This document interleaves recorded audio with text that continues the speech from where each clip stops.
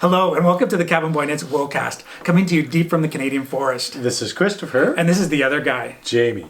It has been snowing for the last 12 hours and it is absolutely beautiful outside. It is a winter wonderland and we're so happy to be back. It feels great to be back, and we're going to share with you some of our gifts that we got over the holidays that are wool related. We're going to talk about what's in your dye pot. It smells so good in here as well. We're going to talk about what's in Jamie's kitchen. And we're going to try that a little later. Excellent. And I want to share with you a finished object, and it's a Stephen West design, and I love it. And I love it. There's so many colors, all of your colors. And we also have, I think we're going to talk about what's coming up this year, because it looks like it's going to be a fantastic year. That's right. So sit back, grab your favorite drink, and we'll tell you your story.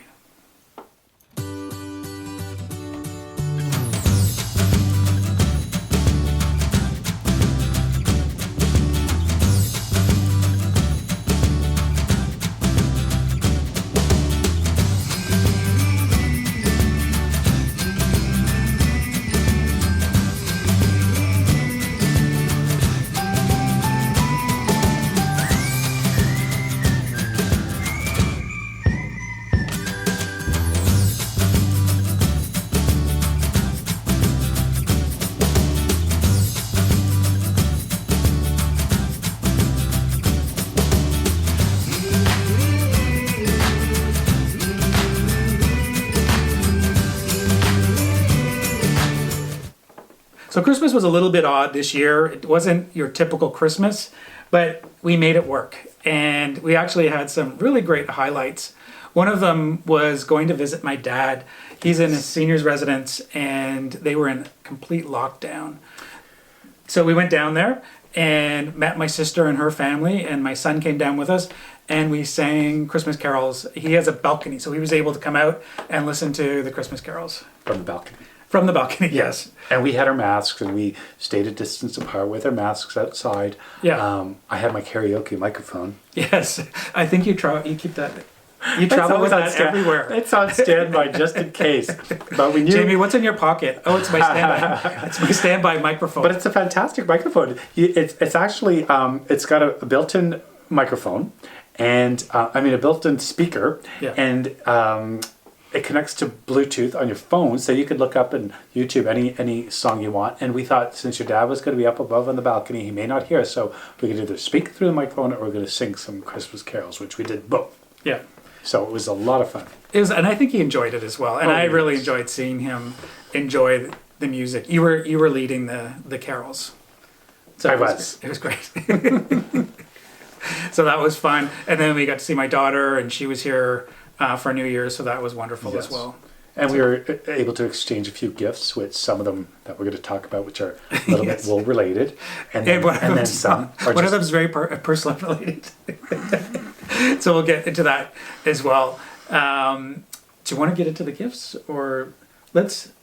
It's up to you. It's up to you. Okay, well, why don't we do this right before, just leading up to the gifts? I noticed on Instagram that Sophie from Delphina Collective mentioned that she was in Vogue Knitting. Very excited for her. That's a coup. That's fantastic for her. So I ran out to my local bookshop. That was probably the only time I went out during the holidays, and picked up the new Vogue magazine. And from what we heard, is Sophie also went to her local bookstore or wherever she gets her magazines and scooped up a few copies for herself and to share with friends. Yeah, and we bought 2 copies. We did? Yes. And we gave one to Karen at her local yard shop. Yes. Karen had the gray hair. Yeah. And one thing I found interesting is, there's a lot of things I found interesting about this magazine. One of them is that you can tell that they're focused on diversity, and it's throughout. And when I talk about diversity, I'm talking about gender, race, ability. And so one of the things that they did that I thought was really interesting is basically in the 2 pages into it, it shows all the contributors. So all the articles that are in here. And so you can see right away what their diversity rainbow looks like from all the photos. So I thought that was really smart that they did that. And they also, when we talk, oftentimes when you see inclusive sizing or other things like that, you see an article about it. But this is throughout the magazine. And so, it's a new. It's a new editor, and I think that's why. And we'll get into the new editor in a second. Okay. But when I go out to look at a magazine, a knitting magazine, I look for patterns. And is there anything in here that I can knit or would want to knit? And to me, that translates usually into guy patterns or non-gender specific patterns. And then the second thing I look at is the articles. And it's definitely the articles that brought me into this magazine, because there's some really good ones.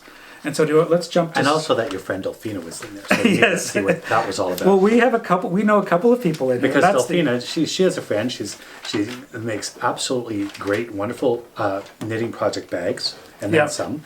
Very unique. We've worked together with her on Cabinboyknits bags, so there is that as well. So fascinating, and we're just wanted to know what she had to say and what they had to say about her in the article.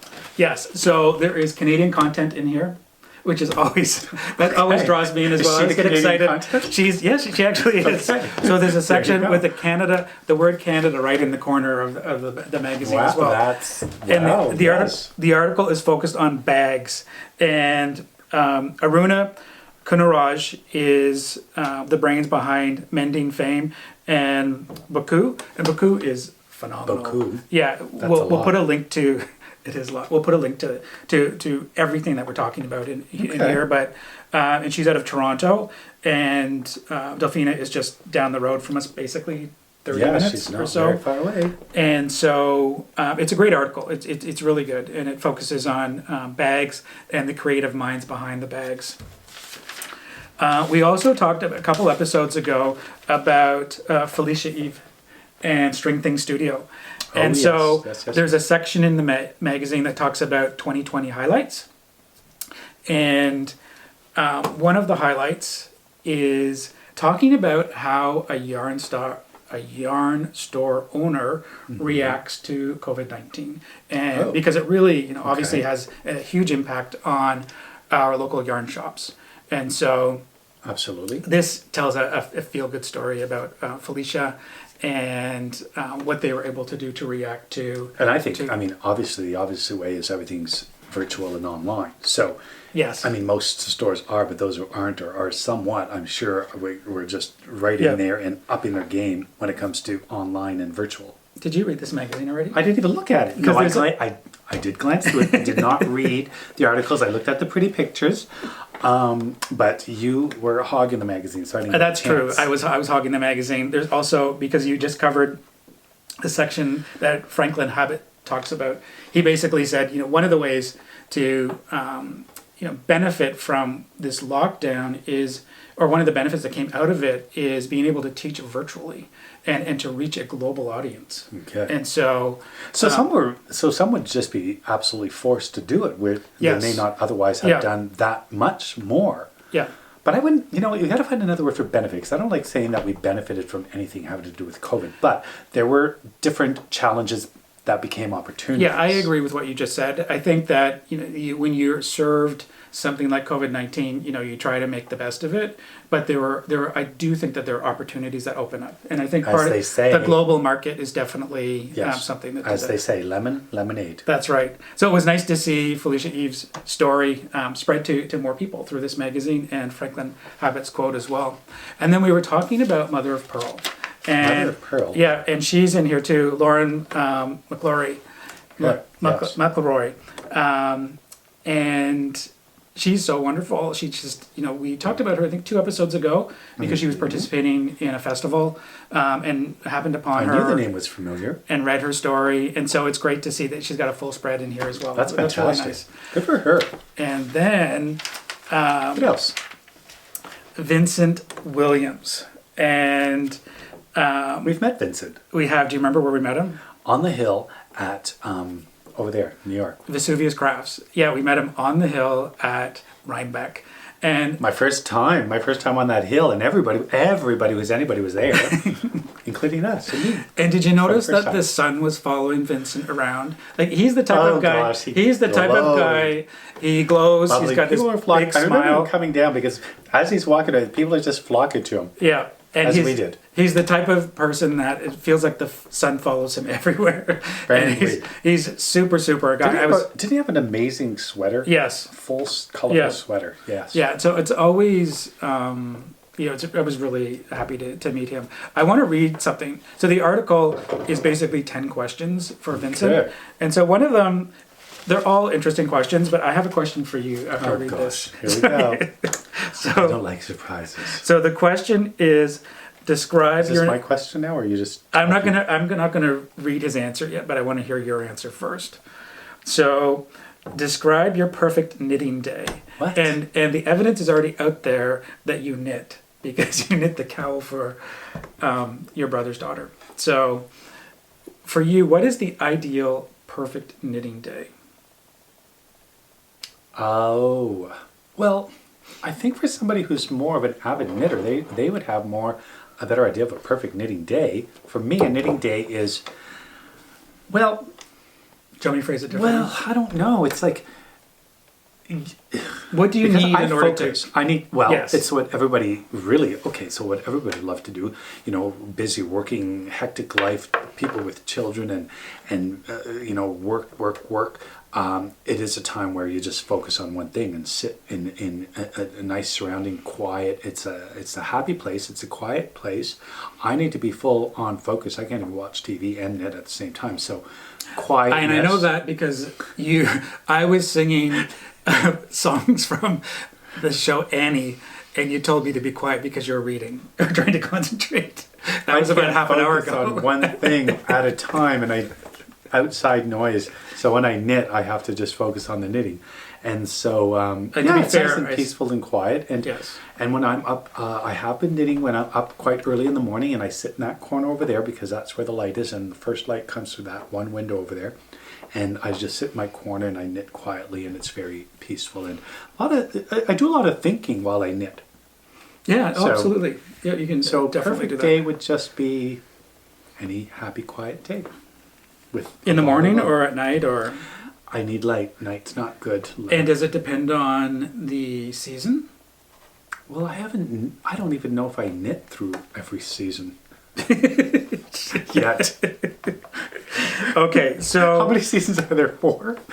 Okay, I've knitted more than 4 times, but as a seasonal thing, no. Like, I don't recall sitting out. I mean, you've been to so many retreats, and because this past year we had retreats booked, so I haven't actually had that opportunity where I sit with a bunch of friends knitting out on a patio or outside with a group of friends or on someone's veranda. Like, I haven't had that, so I can't even remember last time I knitted outdoors, let's say. Right, So yeah, more knitting opportunities to come. absolutely. Ask me that question again in a couple of years. I'll tell you what Vincent said. So he said, "Alrighty, let's paint this picture. It is a crisp, clear autumn day. The leaves are turning their various hues of golden yellow, rust, and red as a gentle breeze rustles the crunchy fallen foliage. I have a warm drink, a hand-knit cardigan, and I'm knitting away in my hammock." Okay. Methinks that. Did he get that question ahead of time? That's very poetic, very detailed. Well, it also tells you that he painted a complete picture. Very good. yeah, and you can tell he's a romantic. Like that's a great picture. A romantic storyteller, poetic, romantic. And I think for me, it is. I'm glad he mentioned hammock because I've really enjoyed knitting in a hammock.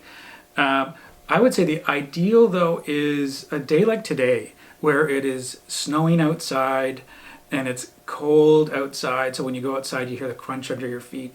And I'm sitting inside with a fire going and knitting. I love those days. But I think that's my ideal. And me quiet in the corner over there. He laughs because it's true. No, I don't mind music being on. Oh yeah, I would say music being on or you telling one of your stories, which occasionally happens. And you could watch a movie while you knit. Although you might make an error or two and then, Oh yeah, no, but a few minutes into it, you go, darn, and I'm like, I will tell you that I cannot watch television without knitting. I do not, or I shouldn't say that. I don't like watching television or a movie without knitting. because I always feel like I'm wasting my time. Yeah, exactly. And I could So be that knitting. makes sense. And, Yeah. and most people, you see, they're on, if they're, traveling, or they commute, they take transit, subway, what have you, they are knitting Yeah. because, yeah, they have the time. Why, if you're sitting idle, your hands could be doing something and being productive. Yep. I'm listening to you. I was just. He's I looking agree. for my next question. No, that's it for the put me on questions the for you. spot. But I would love to hear from you. And what is your ideal scenario for Yeah, that's for a knitting? good question. Yeah. And I think that's so. Overall, I thought this was a very good magazine, and I think that there is definitely one pattern that I would probably do. Nora Gaughan's pattern right here, Isabel. That would be. Can you see my daughter in that sweater? Oh, absolutely. Yep. Yeah. I love this. Isn't it stunning? That looks It is complicated. it's absolutely beautiful. Really, really, really nice. So Okay. she's also the editor of Vogue Knitting. Your daughter? No, Nora. That's the last person. Nora. you Oh, mentioned. sorry, Nora. So, I'm I was making talking for my about daughter. She's actually no, but It did sound like that. grammatically it was not correct. You're right. It was not correct. Nora is the editor, the new editor of Knitting Vogue. So that's Knitting Vogue. Let's get on to some of your presents. I want to talk about the one that my sister gave you. Okay, so we talked about exchanging gifts. Now we did get, we'll get a package and it's to share, and we opened that up and there were some essential oils, and I thought, so there were a couple of them, and I thought, oh, here's one, and here's another. One was for beard, an Yeah. essential oil. I'm wearing it now. Can you smell it? Yes, And that's quite nice. yeah, it Yes. smells like the woods. And I thought, well, if that one's a beard, the other essential oil must have been for me. And for some reason, Jennifer just thought it was very apropos. Jennifer's my sister. Yes, and it's green and frugal, aromatherapy, anxiety. And I had a good laugh because I thought, okay, then I think I'm just going to do one of these, and I'm just going to, on a good day, just open that up, boom, boom, boom, and do it as a shooter. And you'll have and you won't experience anxiety. during the Anxiety day. less. Anxiety. That's what the Anxiety Less. less for 2021. Yeah. Cheers to that. To that, yes. It's What not- are you I didn't put drinking, in- by the way? It's a latte, coffee with maple syrup, of course, because when in Canada, And cinnamon. because you made it for me, it's delicious. But when in Canada, we're running low on maple syrup. We are. Yeah, I'm surprised We might have a maple because syrup I stopped drinking emergency. coffee and I used to have it in my coffee. Yeah, So and we usually have it with pancakes and a bit of cooking. We do a bit of cooking with it. We do those. What do we call it? Green, round oven. green. Oh my goodness, we put maple syrup in. bacon. Oh, artichokes? No. No. Brussels Brussels sprouts. sprouts. That's what I meant. And so we do use it a lot. But normally, because we get, like a gallon of it just up the road, we've talked about this before, just up the road. And that always brings us to the next following spring. And even by the spring, we still have about maybe this much left. And right now, we're almost down to the bottom. So I don't know how that Yeah. happened. But we've been using maple syrup like there's no tomorrow. But we can get more up the hill. Yep. And Christopher, what are you drinking today? I'm glad you asked, Jamie. He doesn't give me a chance to even go there. See how he does that? I didn't wouldn't- have a chance because to ask. I finished with the maple syrup. Now I what? couldn't wait because I want to share this recipe with everyone because it's really good. So we removed our... No, you hadn't had me try it. That's true, because I didn't think you'd like it. So we removed our Christmas tree yesterday.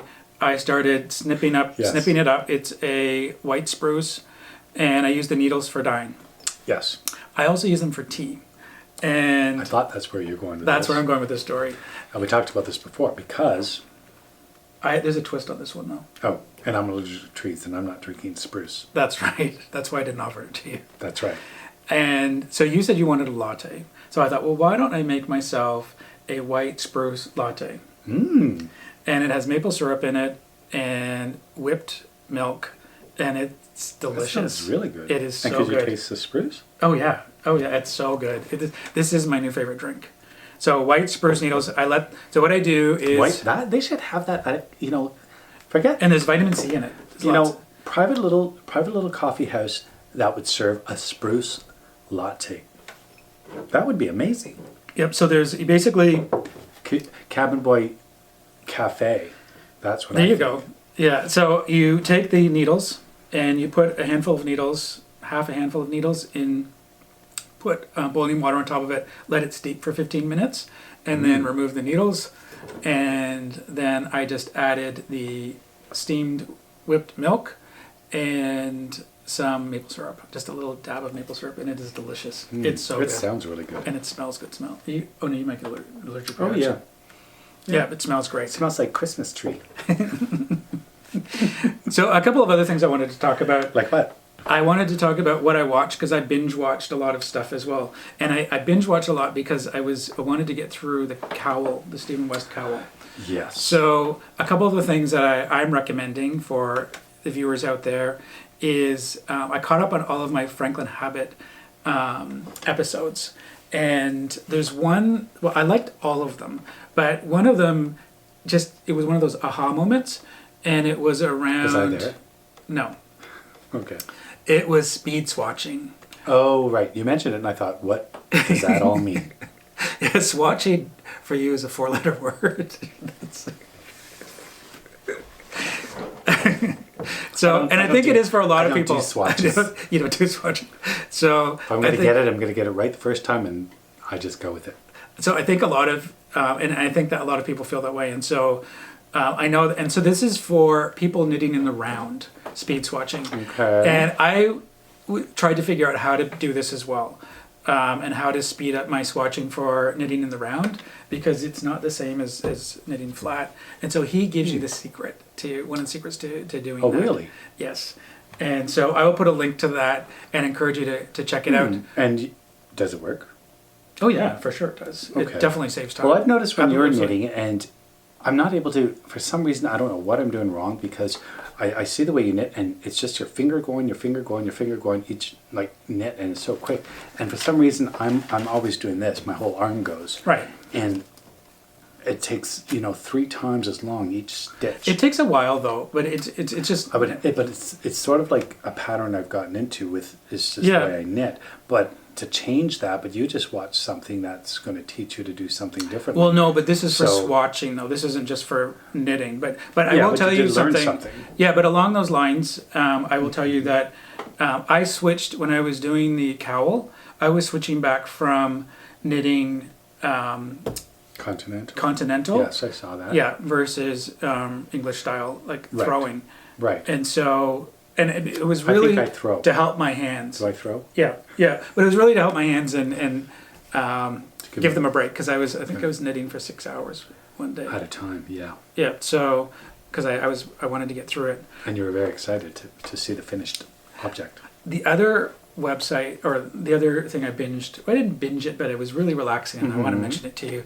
I wouldn't know I don't know if this classifies as a guilty pleasure or not, but it was Lee Zicki. She's got 7 yes. million followers, and it's crazy. I mean, if you thought Martha Stewart did everything from this woman does everything from Oh my like gosh. planting the plants to cultivating to she makes She her does own everything. silk. Everything Makes her own possible. silk, and then dyes the silk. Makes all of the botanicals to dye the silk, She raises the and then she knits, raises the silkworms. I mean, then she makes her like she'll Is that make the one with the silkworm where she did the full-on hooded yes coat down to her ankles? and she's made quilts and From all the that worm stuff. to the silk to the silk to Yes. the oh my gosh! And then to she the walks around the color. countryside. She's gorgeous. She walks around the countryside, and she's got Lamb little sheep follower. Oh my baby gosh. sheep following her lambs, and she has little puppies following her. It's just it's And over she- the top crazy. And she cooks, and anything she cooks, like you say, it comes from a seed or a tree or a plant. She grows it and the produce, and then the herbs, and then she makes this fabulous meal, and she usually shares it with her mom. And Oh no, it's the silk pajamas. No, I her think she made grandmother. them. It's her Oh, grandmother. Right, it's her Yes. grandma. Yeah, And- because her grandmother kind of brought her up when she was a little older. And I think it's the silk were the silk pajamas. It wasn't Yes. the coat. Yeah, But she could Her grandma's do adorable as everything well. and anything. Yeah, and it's set in the countryside, and here you've got this gorgeous, glamorous woman who does all of these things. And the scenery and the cinematography in itself is absolutely stunning. Yeah. And stunning results in everything she does. It's quite fascinating. So I will put a link to Surreal, that. really. It's beautiful to watch, though. It is. It's as crazy It as it is. is. It's beautiful to watch, and the music's always beautiful, and Yeah. so it's fun. And she's beautiful. And it takes you out of it. It's a wonderful experience. Yeah, it is. You know what? You're right. It's an experience because you could sit back and watch that, and you're just in La La Land, and it's beautiful and wonderful, and you learn a thing or two. Yeah, or three. Almost like us. And the other thing is, I caught up on Joe Wilcox or Queer Joe's blog, knitting blog, and he usually comes out with an entry every Wednesday, Okay. and he was voted top knitting blog in the world. In the world? In the world. Wow. And he beat out. I knew he was tops, but the world, that's big. That's the whole world. And he beat out. In second place was a Canadian, Oh, I know who you're going to mention. the Yarn Harlot. Yes. Who We've met her several times. well, we've spent weeks with her on the cycling from But every Toronto to time- Montreal. But when she meets you, it's always the first time. yes. Over and over. Yeah. Have So we met? Once or twice. and spent at least 6 weeks together. Yeah, because the... No, because we do we've The been bike doing rally. Yeah, and we'll do it. We have another one in this, I think. Okay. And so we cycle from Toronto to Montreal Yeah, and 6 raise days. money. And the reason I'm mentioning her It's is day and night, and we... yeah, so it's like a Mingle with a traveling lot of village people. that goes to like Yeah. 150 people, cyclists maybe. Yeah, over from 100 Toronto for all the way sure. to Montreal.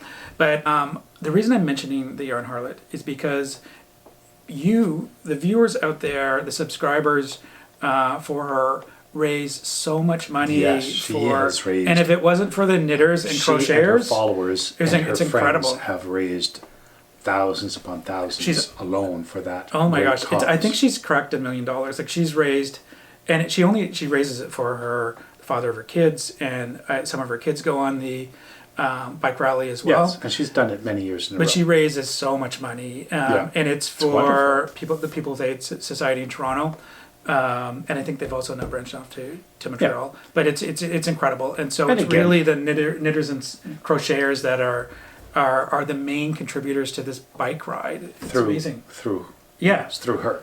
And, you know, we do that in jest because really with 100 people, you're sort of with your own group. You each have your own little group of people and you cycle at your own pace. So there's Yeah. some people you don't even see. You might cross paths at dinner or lunch, not even because it's all sort of like as you go during Right. the course of the day. So there are people you don't even cross paths with. So you might not see them even at an event with that many people. They're at their different camp spots. So you don't necessarily mingle with everybody Yeah. on the bike tour. yep. But we have met on several occasions. Now over to books. Did you Books. get a book for Christmas I did get a book. and something to go with your book? I did. Here it is. It's called Pom Pom Animals. I'm very excited. Do you know why? Because I made pom poms earlier this year for the first time, and this book came with A pom-pom maker. makers. And so with this pom pom maker, you could make pom pom animals and just about anything you want with that. And this book is fascinating. Okay, so I was on a call with a bunch of guys, and one of them was in England, Yes. and all knitters, and Ian, who you've met, and Ian introduced us to this book and started talking Oh, he about this did? book. Yeah, and so that's how I found out about this book. Okay. So the connection was over in England. And I mean, if you could see that, there's like a whole variation of little animal heads you can make. Which with one are that. you going to make first? I haven't thought about it yet, but I have attempted pom poms, and this I don't know. I don't know if I think I must have shown this hat once before, but it's my That's really why I got the book for you, because I know you like because pom-poms. it's my Prince Harry hat. Harry? No. Archie. Archie. Baby Prince Baby Archie hat, because it went sort of viral, Yeah. you know, when they were in Vancouver, Canada, because everybody thought they were going to move there, but they were there during a very long period of time. And little baby Archie was wearing this hat, so Christopher had to have one. He needed one. I said, I want an Archie hat, and made the pom-poms I just winged it, really, as I do. And they turned out quite well with the little center. Yeah, they look great. And then we wore these We wore these when All around New York City. All around New York City, and specifically when we were skating at 30 Rock, Rockefeller Center ice rink, when we were down for Vogue Knitting in early January, almost a year ago. Yes. Our very first pom-poms. Yep. So there's your pom-pom book. I know, so now I'm going to have to create some pom-pom animals. And I'll show you them at some point in time. Mail. You got mail. You got a big package. I got a big package. And this package, I'm not bragging, but I'm just saying this package came in the mail and it had a big Canada Post sticker on it. And it was wrapped in plastic. And it said, sorry about your luck. This has been damaged, and here's a phone number to call. That's basically it. And so I thought, oh no, this is yeah. So I was a little concerned about it. But everything was intact. Everything was intact, except for the big split went right through the description and the sort of manuscript that went with it. So the punchline is that Oh my gosh. everything's. So I mentioned this to the viewers, to you earlier, a couple episodes ago, but I participated in a breed study, and by participated, I paid to be part of this. I didn't do anything. This is 100% Jen coming from Roses and Pearls.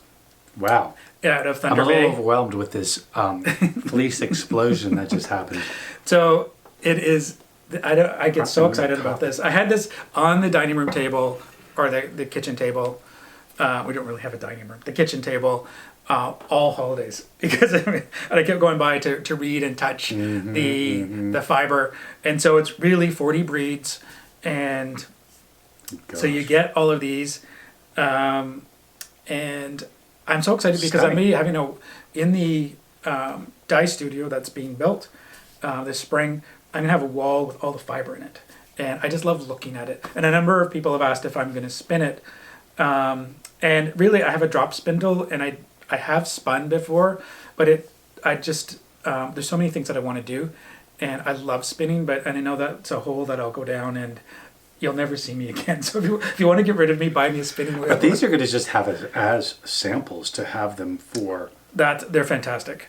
They're fantastic. For anybody who might visit, or maybe we'll take them on the road as something to talk about, because there's so many different breeds right here, and textures and colors and everything there is to know about fiber right here. And we're not going to talk about all of them today because we'll be here for 3 hours. Right. But I did want to show you the haul, and we will be talking about some of them as the year progresses and as makes sense. Yeah, individually. And as for today, we could talk a little bit about, just generally speaking, breeds of sheep in the world. Yeah, for sure. Why don't you go ahead? Okay. So, generally speaking, I'm going to say that there are hundreds of breeds of sheep worldwide, and they're basically categorized in 3 categories. They're either bred for meat, or for their hair, their fiber, their fleece, or some of them are dual purpose fleece and meat. Yep. And worldwide, the numbers are pretty much spread across the world as such. Let's say Asia would be probably tops, which would include, China, India, Russia, with about 40% of sheep breeds. Now, population of sheep, period, with over 200 million, well over 200 million sheep. A lot of them out of China, breeds I really never heard of before. Yeah. But Russia, for example, have a Russian Merino, a Russian long wool, and they also have a Romney. Now, if you think about the African continent, in South Africa, for example, or all throughout the continent, there's probably about 30% of the world's sheep population, and so millions of sheep there as well. Now, they also have a Merino, a Corriedale, and a Romney. Because you don't normally think about those countries when you're thinking about... Absolutely not. And they do have these, and these are the ones that I'm pointing out are mostly for fleece. I did not really pointing out, the numbers as far as meat. I'm just, since we're talking fleece, I'm talking, the fleece that some of the breeds that we would know. Right. Now, if you go from Africa, following Africa, I think the largest next to that would be Australia. And Australia have about 145 million sheep, which include Australia and New Zealand. And 80% of their sheep are merino for export. Yeah. Now in Europe, the largest numbers are, centered in England, Scotland, England, London, Shetland Islands. So they have wool they have probably the largest number of rare breed and heritage sheep. And for example, they have the Suffolk, yes. They have the Border Leicester, and they have Cotswold, and they have the Lincoln Longhair, and the blue-faced Leicester, which we'll talk about a little later. And a lot of those are on like an endangered or at-risk list. I guess, can I add something to that? Sure. And the way they got their name, are you going to cover that? Or just in terms of where they were developed, that's where they were given. So they're given their name if they're Suffolk or Devonshire or wherever. That's why they were called that. Yes. Yeah. Yeah, we'll talk about the BFL because we have BFL. and we use BFL. But most of them are like Rambouillet, for example. Rambouillet and Merino. Merino originated from Spain. Yeah. Which brings me to North America. And in North America, there's about 5 million sheep. And most of those, I would say there's a large percentage of those come from the U.S. and centralized in Texas. In Texas, a lot of them are for meat, but for fleece, Rambouillet. And I've talked about Rambouillet before because they're developed by Louis XVI. Now, what you're talking about, it was actually Merino. But Merino, the French Merino, it's called French Merino Rambouillet because King Louis XVI developed them, redeveloped them, because everybody's always trying to improve the stock, improve the meat, softer, silkier, longer length, fatter sheep, more hair. So they developed the Rambouillet. They call it Rambouillet because that's the area that he lived in, his chateau, his summer chateau outside of Paris. So now you have the Rambouillet. But they've been around you're going back to 1786 because his cousin, King Charles of Spain, King Charles III of Spain in 1786 for the first time allowed Merino to leave Spain for the first time, and he gave his cousin several hundred sheep, and then he developed the Rambouillet. But those Rambouillet would be the same descendants of the Rambouillet that are now in Texas. And in Canada, we have about 500,000 sheep, and they're spread across Canada, probably just smaller farms across Canada. But we probably have one of the more diverse breeds of sheep outside of the UK, because in the UK, as I mentioned, they have a very, very large number of heritage sheep, because when the English and the French came to Canada way back when and brought the sheep with them, they're descendants of those sheep you had mentioned before, Cheviot being one of probably the first sheep here. Yeah. But now you have everything from, Shetland, Merino, Corriedale, Cotswold, we have Lincoln Longhair, we have Gotland, Finn, practically just Icelandic. So quite a few farms. And that's because a lot of these sheep, they were easily adaptable to our terrain, considering some of the northern UK or the Shetland Islands are places that are, cold, dry, rocky, very little like grassy areas to feed off of, and so they adapt very well to North America. Yeah, I think the only limitation really is our climate. Yeah, so, and everybody will say that, which, we see a lot of videos and people say, if you want to have a few sheep around, what are the best sheep to have? And everybody sort of has an idea. But there are breeds, some that are, somewhat smaller, they're friendlier, they're more easily manageable because they're more a social breed, and they produce a fabulous fleece. So everyone will have kind of they say, you love Gotland. You think, is it Gotland that you love? I do, but I love so many. Like Shetland's also beautiful. Yeah. So many different colors you can get from Shetland, and I love so many different types. So. Yeah, and that's with my little around the world talk on fleece. Yeah.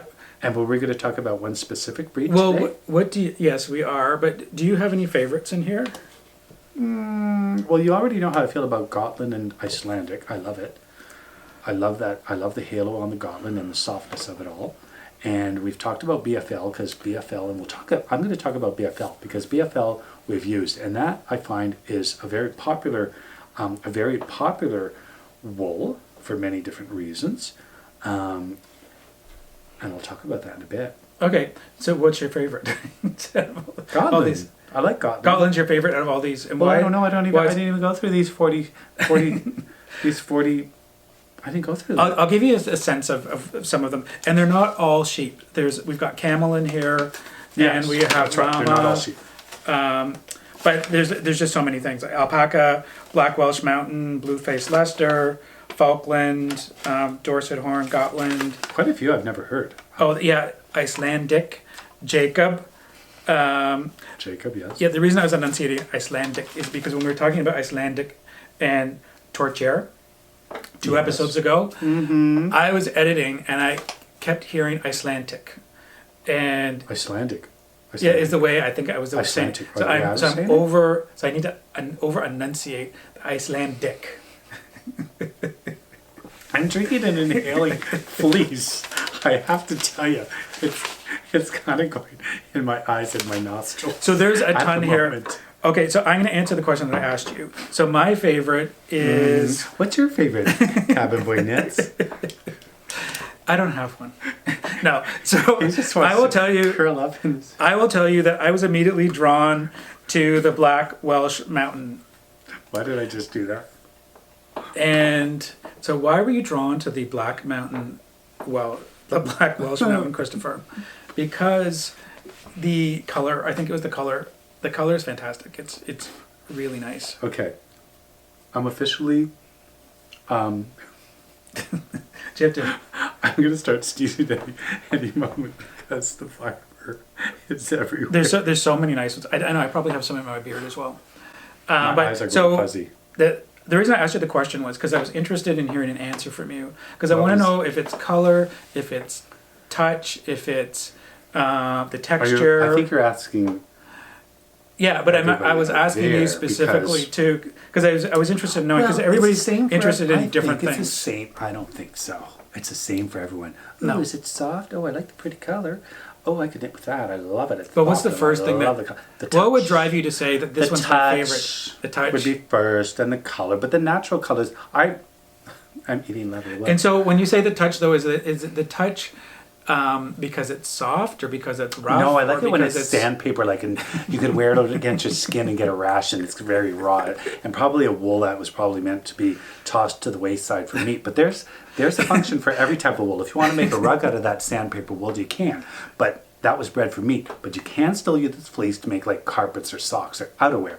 But I think for the average knitter, and I'm just saying this, I'm not a big knitter, but I would think that people go, oh, that is so soft. I can make something beautiful with that. Okay, so generally you're correct, I I'm think. getting high on the fleece, I think. However, this one, feel that. Ooh. It's like a menu. So you wouldn't It's say like my that menu. you would not say that that's soft. Like That's pretty soft. but it's not like well, it's not soft like as camel the or others. alpaca, but that is soft. So anyway, Okay, that's this soft, is my and that's favorite, soft. and that is the Black Welsh Mountain.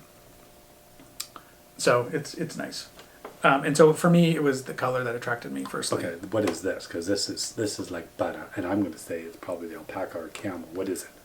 It's one or the other, and I didn't even look because I can't read because I don't have my glasses. It's neither. Okay, don't tell me. It's not camel and it's not alpaca. Is it something like Angora? Because it's I don't know if I felt anything softer. It's not a sheep. Well, there you have it. That's why. It's yak. Yakety yak. There you have it. Yeah. Oh my gosh, that is so Yeah. nice. It's so nice. So Yeah, because isn't yak the inner part of it, and it's so super soft? That is incredible. So before you get into Blueface Leicester and talking about Am I Blueface getting Leicester, into Blueface Leicester? I think so. I better Because have we have been dyeing a lot with Blueface Leicester wool, and it takes the color so beautifully. But before we do that, I was going to mention how it really takes to the dye color, and it's a very fabulous and fantastic to spin. right. But before we get into that, I just wanted to say that I love this. This is a fantastic gift That is wonderful. that I bought for That was myself. fantastic. And I think there may be a couple left. So I'll put a link to Yeah, you could purchase Rose the and package, Pearl. right? Yeah, but I think she's got a few packages left. And so Yeah. you buy it as a study, really, of 40. And I think at And does she Christmas not have time all she the had information for it as well, along with it? yeah, so she had 6 left, I think. So you get a sheet like this. Hopefully, so this was the only damage that the mail did was, but you can still read it all. So it's got a list, an inventory, basically of all of the fiber that you have, the category that it's in, and then the micron count, and the type, like for spinning. Yeah, it tells you all about its wonderful The spinning. average staple size. It's great for, it's soft to the skin. It's great for this, that, and the other to knit with. Yeah. So anyway, it's fantastic. And we've got labels as well, so you can put the labels on them. But they are already marked, so you'll know which one, which is which fiber is which. So what a fantastic gift. I love this. A gift to yourself. Gift to myself, yes. She's not giving these away, folks. No, it's fantastic. Yeah, a gift that I purchased for myself. Yes, so I will, but it's again, I'll put a amazing. link to it. You can go and check it out if it interests you, but it's fantastic. We could talk a little bit about BFL, only because Sure. you mentioned how it's great for dyeing. It takes very well to colors, and it's also excellent spinning yarn. It's very soft to the skin. So, you know, to knit shawls, scarves, anything close to the skin, it's absolutely fantastic. BFL. Yeah, and the other reason I asked you about it was because we get a lot of questions, and yes. I say BFL a lot, and Right. people will ask me what does BFL mean, and I'm so glad that you asked these questions. So, the BFL, blue-faced Leicester, Yes. and you'll see BFL on labels when you go into stores when you're buying yarn, and they won't necessarily explain what it is. So So the BFL, as you mentioned, blue-faced Leicester. Now, it's a breed out of Leicestershire, England, which has been around for centuries in that area of England. And they pretty much now have 3 very specific breeds, which is the English Leicester, the Border Leicester, and the blue-faced Leicester. Now, the British Leicester is the larger of the Leicester sheep. It's the larger with a much stronger and longer wool type. Yeah. Now the BFL, the blue-faced Leicester, and the Border Leicester are very similar in size and appearance.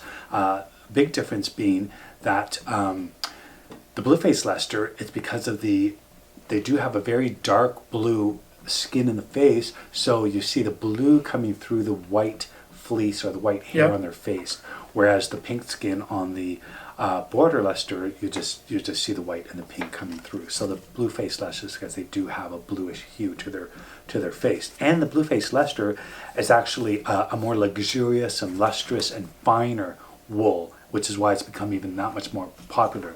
And the Border Leicester is now on one of the at-risk or more of a at-risk endangered species, because the blue-faced Leicester is bred that much more because it's become more and more popular. So that breed was developed from the descendants of the Leicester in the Leicestershire, England, in the 1700s, and from there it's somewhat popular. In the 1970s, some of them were exported to Canada in the 1970s and abroad. So it's become quite a very popular, and it is a long wool. So it's got a very long staple, and it's one of the long wool breeds of sheep originally from Leicestershire, England. that's the blue-faced Leicester. That's why I kept handing it back to you when you were speaking. And as I mentioned, it's soft, it's special, beautiful. It's really beautiful, nice. It's great, takes well to dye. As a dyer, Yes. I love it. I love dyeing with it. It's because it makes my work look great. So because it really brings out the best qualities. It is fantastic. in your dyeing. So I really like it. Yeah. Yeah. And that's BFL, blue-faced Leicester. Excellent. I am starving. I didn't have a huge breakfast, and I think it's time for lunch. So why don't we go and see what's in your kitchen? Okay, but you kind of already know what's in my kitchen because you poked your head around the corner and you caught me in the pot. Well, it smells. I think I can smell from the. I think I can smell from the towel. I think I can tell from the smell what it is, even without looking. Okay, so it's a traditional yellow split pea soup, and as you'll see, I'll explain it, and we're going to try it and have it for lunch. Let's go go talk a little bit more about it. Awesome. Let's go take a look.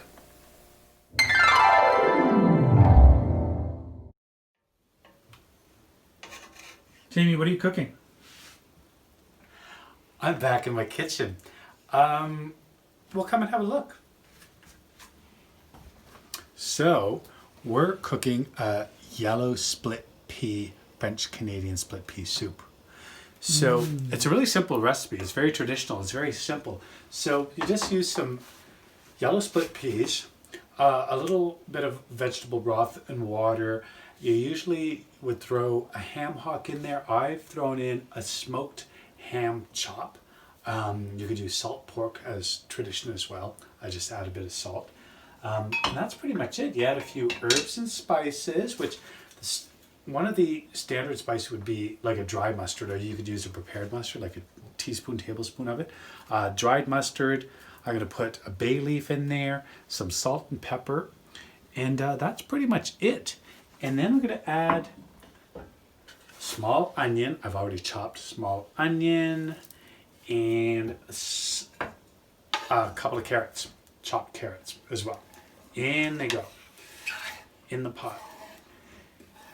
And we're just going to let that simmer for, well, bring it to a slow boil, very slow boil, and then let it simmer for about an hour or so. The ham hock is going to give it the flavor of the ham, and I'm going to sort of shred a little bit of ham in it, and we're going to try it a little bit later, and it's going to be delicious. Going to add a little bit more broth. So when you say traditional, traditional for whom? We had this traditionally at home, but over 400 years. We'll talk about that a little later. I'm going to let you try it, and then we'll chat about it. Sounds good to me. Okay. One last question. Who are you wearing? Well, hello, Wonder Woman. New Wonder Woman, 1984. Don't you remember Linda Carter? I did miss an episode of Wonder Woman. I so wanted to be Wonder Woman. Now I am Wonder Woman in the kitchen. Mm-hmm.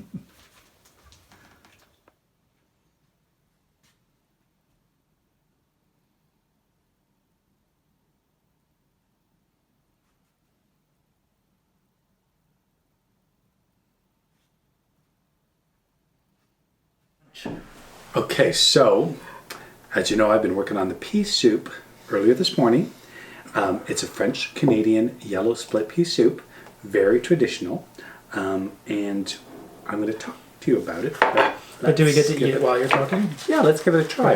Excellent. And what I made to go with it is over here is a galette, which is just another French word for, it's like a bannock, if you've heard the word bannock, which is a Scottish name. This recipe of this bannock and this split pea soup goes back hundreds of years, from the days of the voyageurs in Canada. It's even claimed that Samuel de Champlain in the late 1600s would have tried and had this pea soup. Now, the voyageurs making their way towards the Northwest Company, which was on Lake Superior, a couple of thousand miles from the headquarters in Montreal. So when we were there on our travels, when we went to Thunder Bay, I mean, we drove over 3,000 kilometers. So you can imagine going by river and lakes, over the Great Lakes. So we picked up these recipes from the fur trade era, which are right in this little booklet. So I went ahead. So the voyageurs would have had this because it's very hardy, and it's made with, as I mentioned, split peas, which, you know, they could dry them, they could keep forever, and salt pork, which is, you know, you salt the meat, and salt pork keeps very well. And now bannock is basically flour and water and Are you going to eat that with lard. the soup? We are going to have this with the soup. Oh my gosh, you can't wait. Okay, so My soup's half where done. your soup's half done. Gosh, I haven't tried that yet. So this bannock, we're going to give it a go. Now this I baked in the oven, but there are two ways to make it.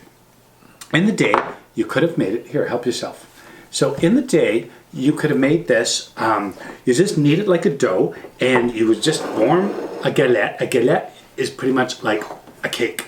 So you make it like a cake, and you just fried it over an open fire in a pan with some lard, and here you would have this galette or bannock, which I haven't even tried yet. So this is a recipe going back 400 years. So Wow. let's enjoy.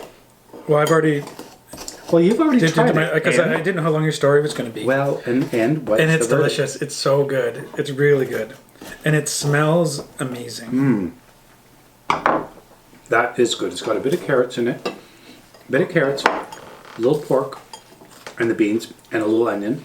And you know what I want to mention about the Voyageurs? Didn't realize that the average height, the ideal height for a Voyageur would have been 5'4", because of the large amount of cargo, like hundreds of pounds of cargo in those huge canoes. Yeah. They needed more room for cargo space. So French Canadians are known to be short and stout and thick and it's funny because Muscular. people mention French Canadians with their short little legs, and it's kind of funny because I have very short legs. And so 5'4", tough. They would have needed a lot of protein, carbohydrates, which you can get in split peas, and this they would have eaten. And then you think that trek from Montreal down the St. Lawrence River through the Great Lakes to Lake Superior, which is the largest freshwater lake in the world. It's almost 32,000 square miles. Could you imagine? So at the very far end of Lake Superior, they would have ended up at Grand Portage, and later on, Fort William was, excuse me, was built on the Kaministiquia River, where they could have grown peas right there at the fort and had this as a hearty winter meal. It's delicious. It's really good. And on the last note is why they made their way there. To enter the interior of Canada, that was the last pit stop, because you could imagine they traveled hundreds and hundreds of miles through the Great Lakes.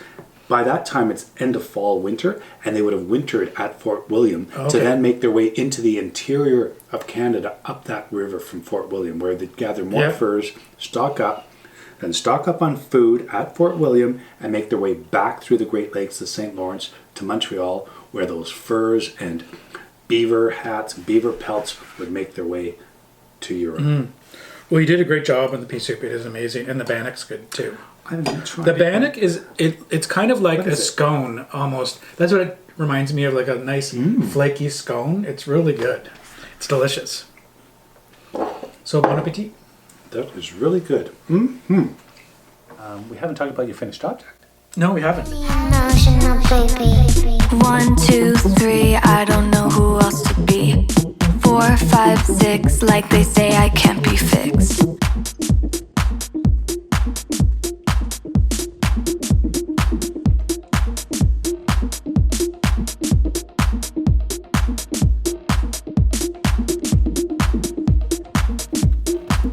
One, two, three, your attention's all I need. Why don't we do Speaking that of now? color, Okay, speaking of color. Innumerable amounts of color. Here they are. Here they are. I see color. Here, I'm going to move this over. Ooh, I'm putting them right up front so that you can see them because they're absolutely stunning. Here, let's switch these up a bit. Okay, so There I we mentioned earlier go. that Ooh la. I was on a I was on a Zoom chat with the Thursday gang that I knit with, and we were talking about the Stephen West painted brick sweater. Painted brick. Yep. Okay. And then that morphed into talking about whether or not we were going to knit that or not, and if we knew anybody who was knitting it. And then I saw the cowl, and I thought this would be perfect. I want to do this cowl because I want to show that you can do it with natural dyed yarn and have it look great. Yeah, and the contrast, because it encompasses like one neutral color and then all the varying different colors in rows, but it's very intricate with the one neutral color contrasting all the different variables in the colors. And with your stunning colors, and I'm not saying this because your Cabinboyknits, it's because I can see them right here, and I don't know if the camera does it justice, but Here's $50. they're quite vibrant. Thanks. So yeah, fascinating, and and you've been working non-stop, knitting away, knit. So indigo, cochineal, goldenrod, and indigo. Something. Oh yes, I Yeah, remember. and this one, the way I got this, I'll tell you my secret. Yeah, that's fascinating. So this one, I use the indigo first, and I put it in for 10 seconds, maybe 10 seconds. This That's is it. such a short time, but And yeah, takes to the color. yeah, so it was a very light blue. It was beautiful, and then I put it in indigo, and I got this fantastic green out of it. Yeah, it's like a lime green. It's quite stunning. And this one was, And this is unusual. yeah, so this was also goldenrod and madder root. So that I was, didn't know that. Yep. It's not oak at all. No. Ah. And then this one is the... And that again, you only put it in because you didn't want it to turn too dark. Yes. So just to get the combination of the two colors, it was a very quick dip Yeah. in the what? In the red? dainty, yes. In the red. A very Yeah. quick dip in the red just to give it this burnt, it's like a burnt orange. It's absolutely gorgeous. And then this one is the oak. And this is the oak. And I used merino superwash wool in this as well. And there you have it. So these look jewelish to me, like they look like jewels or gemstones or something like that. And so I thought that would look great in the cowl. And so here's the cowl. I think it's good. This one. It's a muff if you do it this way. It could be a skirt. It's a skirt. It could be a tube top. It's I a made bodice. tube top once, remember? Remember that cowl / tube top that I made once? Yes. But you wouldn't want to stretch it out to that size, but it's absolutely stunning. That's And so amazing. it was so much fun to knit. How does it look on? Well, I'm going to talk about it and then I'll put it Oh. on. So I would say that, or I can put it on and talk about it at the same time. It's really because comfortable. why wouldn't we want to see it? Don't mess your new haircut. How's my hair? Beautiful. There we go. And it was- 2021 haircut. Okay, First one of the year. This feels. Thank you for the haircut, by the way. How would they know that I do your hair? Because I just told them it's going to be in the film I just credits do hair. at the end. It's like, is there anything Jamie doesn't do? I do Christopher's hair. I've had many careers, secret ones at that. That's actually why I got you the pom pom kit, because it takes multiple things. It takes a love for fiber, and also you can put your hair cutting skills to use on a that's pom right. pom. You mentioned that because you do have to trim and clip Yeah. and trim and. And so, anyway, this, first of all, before I get into it, this feels like a big hug. It feels, I finished it off last night, and I wore it all night, because it feels like somebody's giving you a big hug.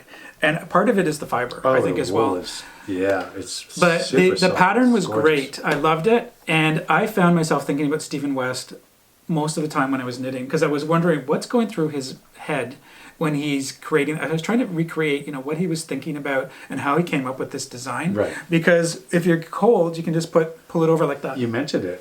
That is fantastic.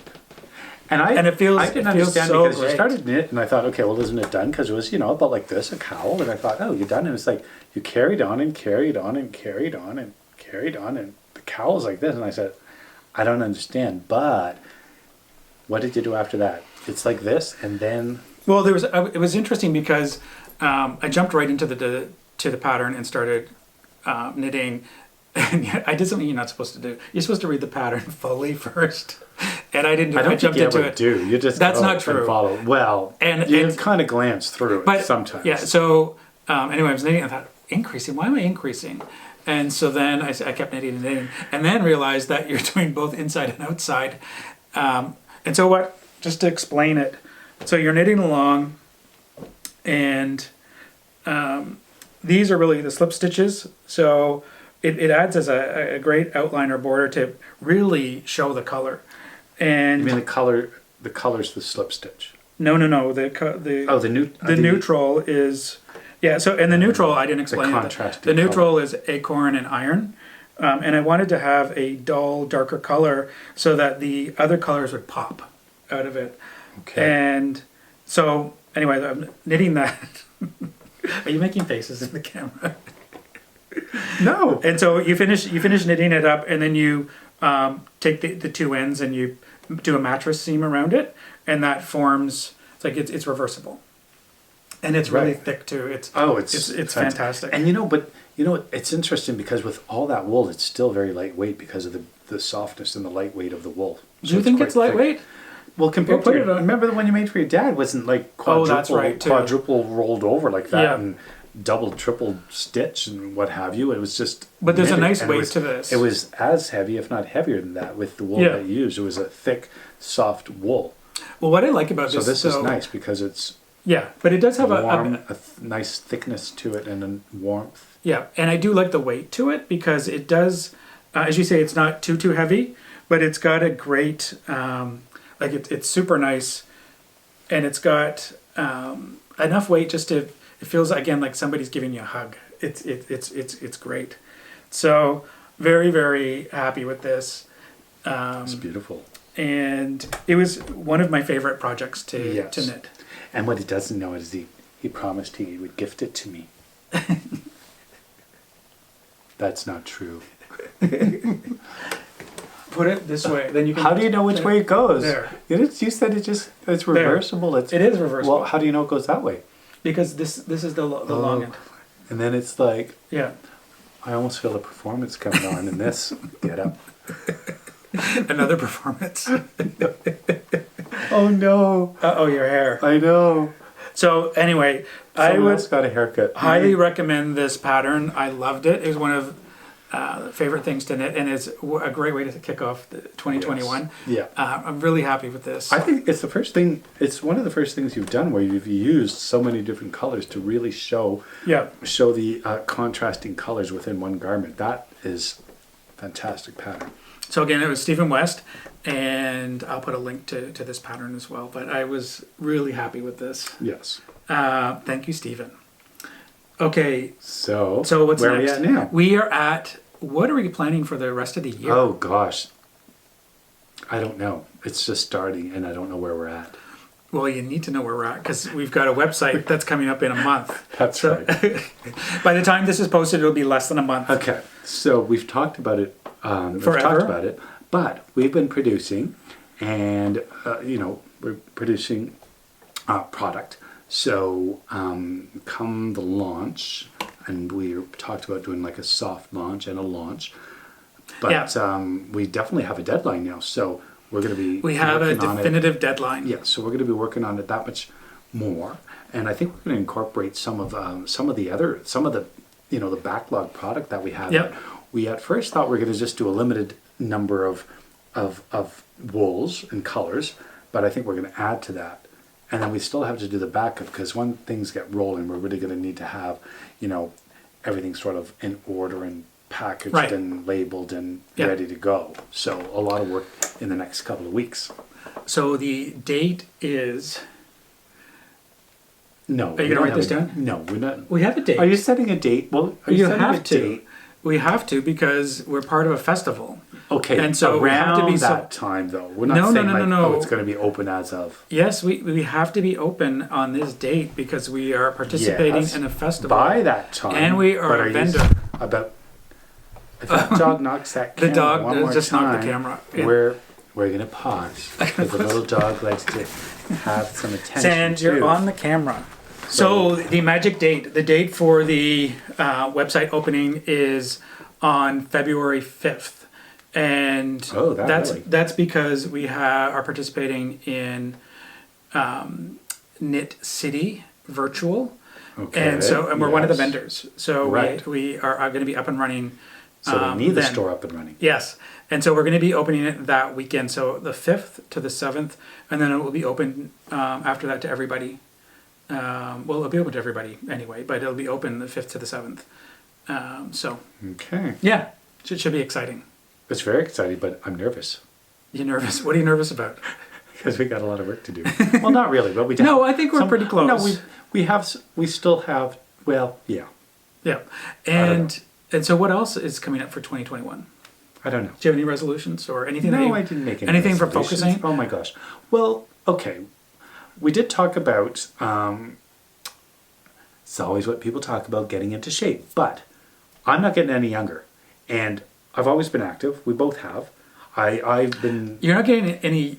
But every year I ask you your age, and you go down a year. Yes, everybody's surpassed. All of my friends are older than me now. They are. They're older than me now. They've caught up, and now they're older than me. So I'm keeping my youthful glow Yes. by doing more. But I've not been as active I always used to be in the past because, as I mentioned before, roller skating and I've been rollerblading for years, Yeah. and I've been cycling my whole life.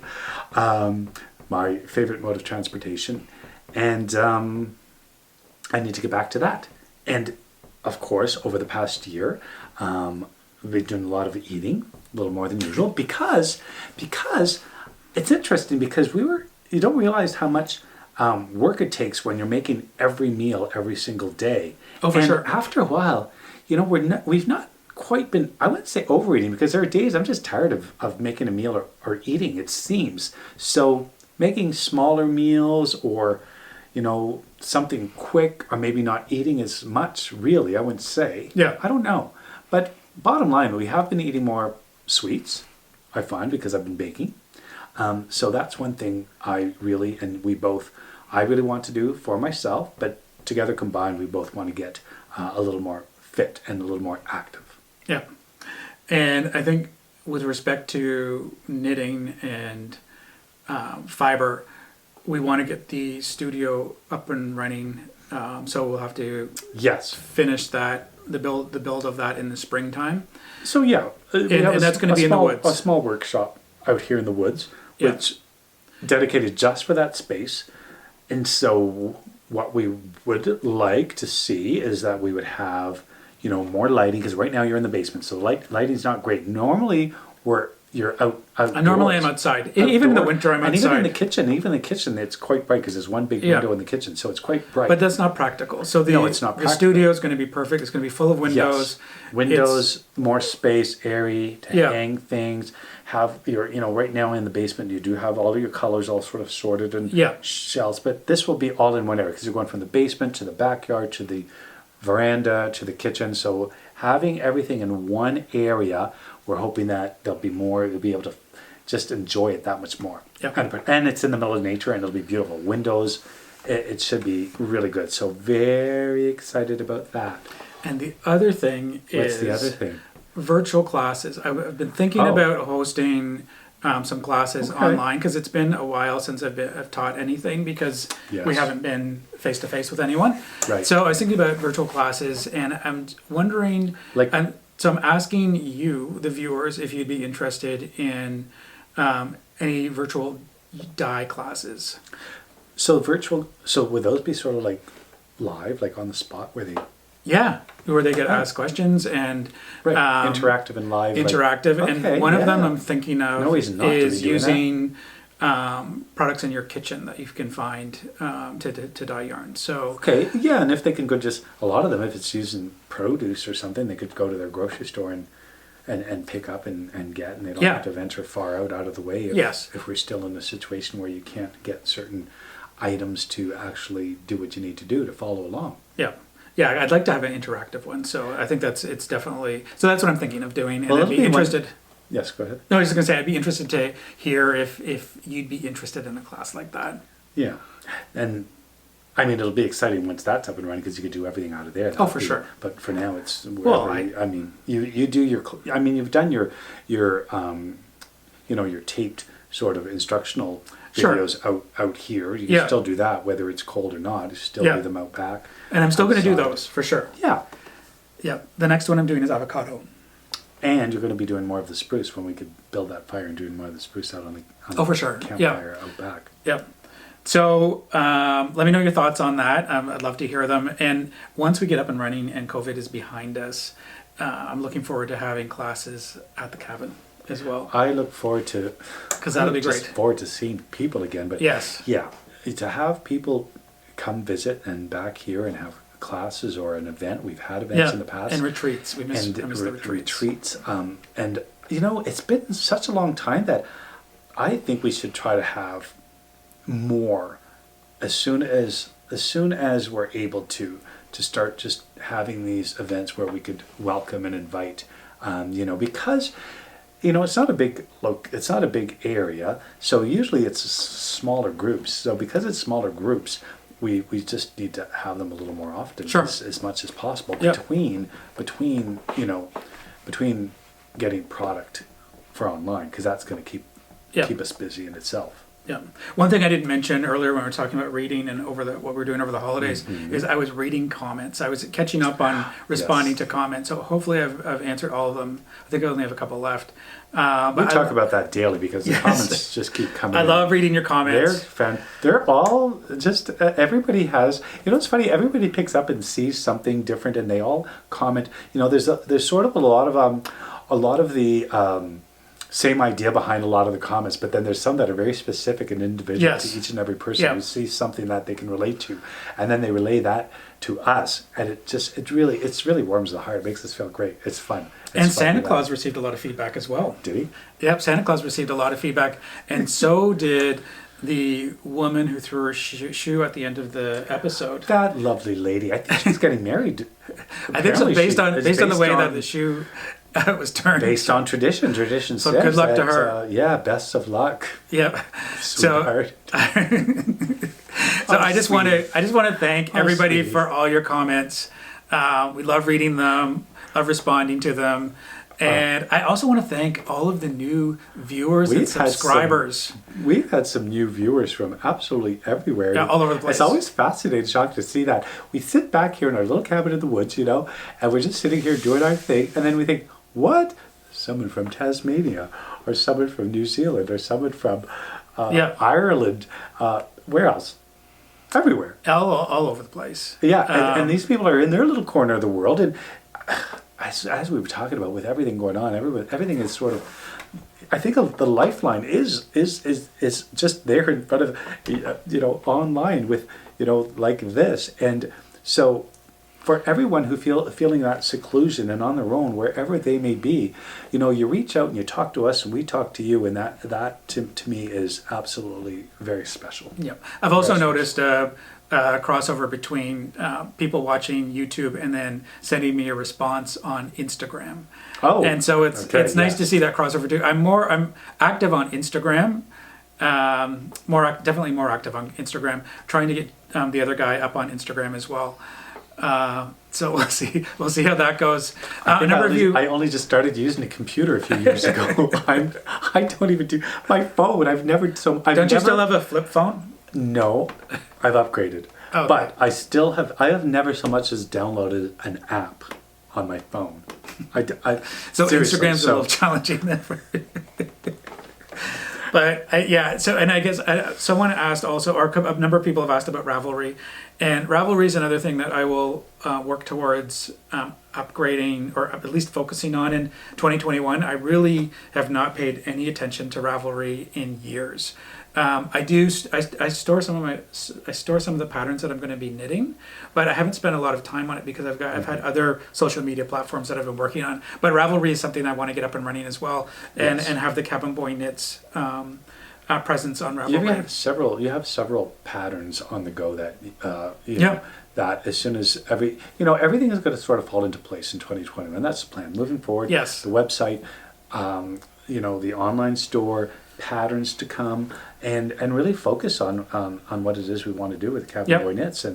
And I think a lot of you have been anticipating. I mean, people want your yarn, so that's going to be priority, and that'll be the thing coming up first. And you know what? It sounds great. I like making yarn. Yeah, so if there's people who want yarn, I love making it. That's a great combination. So anyway, I just want to thank everybody for watching. Thank you so much. And again, thank you subscribers for subscribing. It really is fantastic to see that. And thanks for sending the comments again. Keep the comments coming because, as mentioned, reaching out, and it feels like you're there, you're with us, even though we're all in our little corner of the world. We feel the togetherness, and we so look forward to seeing people in real life soon. It's going to happen. And speaking of comments, there were two things that I had asked in this episode. And one of them was sharing with us your favorite place to knit, or your ideal scenario of knitting. Yes. And then the second one was classes, if you're interested in any classes. Because usually I'm booked all year teaching at various festivals and farms and all over the place. And this year is an odd year because of COVID. So I'm really thinking about doing the online classes. Yeah, we talked about that. Yeah, so we talked about that. So everybody I'm wishing you a great new year. 2020 2021 is going to be a good year. I have a good feeling about it.